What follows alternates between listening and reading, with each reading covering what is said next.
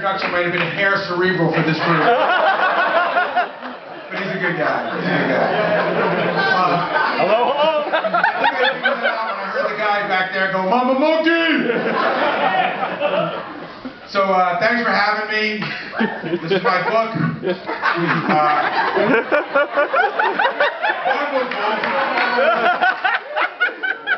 I got to tell you, I'm in the middle of probably one of the most surreal couple of weeks I've ever had. Starting with being on the David Letterman show, the Today Show this morning, doing book signings, and the book really is selling well. And I had no idea, what it was going to do, how it was going to work, but people seem to be interested. For that, I thank you. So I'm going to start off. What I'll do is I'm going to tell you a little bit about how I came to write the book.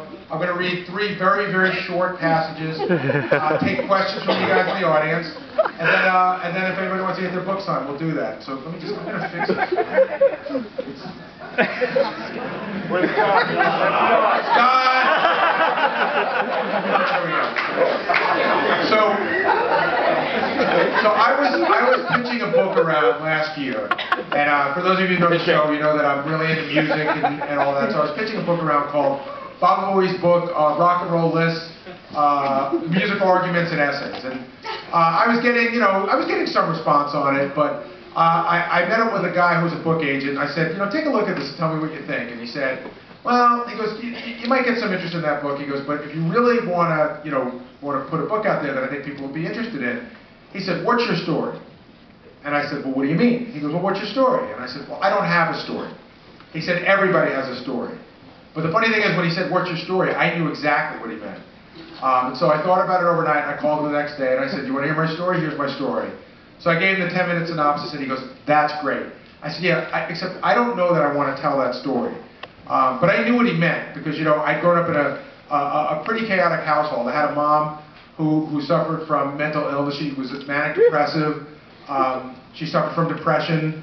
She had gone in for electroshock therapy twice, which I didn't figure out what that meant until I was much older, because I was a little kid when it was going on. So I sort of grew up in a house that was very chaotic. And it wasn't until years later when I was going to see my shrink, and we were sitting down one day, that we had this amazing breakthrough. And he said to me, so Gary, what you're saying is every day when you walked in the door of your house and you turned that doorknob, you didn't know whether you were going to get kicked in the face emotionally or hugged. And I said, yeah, that's about right. And he goes, that sounds a lot like something you're doing today. And I was like, holy shit, it hit me like a ton of bricks. He's right. Because when I pushed the door open to go into the studio, and Howard goes, Gary, get in here. I don't know whether it's going to be, hey man, you did a great job today, or listen, numbskull. So that was a bit of a revelation. So once I sort of came to the idea that was the book to do, my initial idea was, I don't want to do that book. It's sort of on the personal side, and I don't know, and I don't think my family would be down with that, and I thought about it. And so I talked to my wife, and she said, well, you can tell the story without making your mom look bad, because, and a lot of things that I said while I'm on this tour is, my mom suffered from mental illness. If she were an alcoholic, or she were a drug addict, or taking pills, or a gambler, I could sit there and say, Mom, you were really selfish when I was growing up, you were doing those things when you should have been raising me. But you can't really blame somebody for mental illness. They have no control over it. One of the great things that came out of this is when I had the conversation with my mother about writing the book, I was able to have that conversation with her, and she said to me, was I a bad mother? And I said, no, Mom, you did the best you could. It wasn't your fault. And saying that out loud to my mother was really sort of a moment for us that I might not have had if I hadn't written this book. So I talked to my wife about it.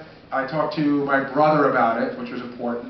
And inevitably, I talked to my mother about it, and they seemed to be on board with it. And then it took me like a month and a half to sort of get to a place where I was comfortable with it. I wanted to tell the story the way I could tell the story. And then once I did, I started work on the book, and I knew there were chapters I knew that would be in there. I had a brother who died of AIDS, and I knew that was a story that people that listened to the show knew had happened to me, but didn't know the full story. So I knew that would be a chapter. The first pitch. Everybody wants to talk about the first pitch.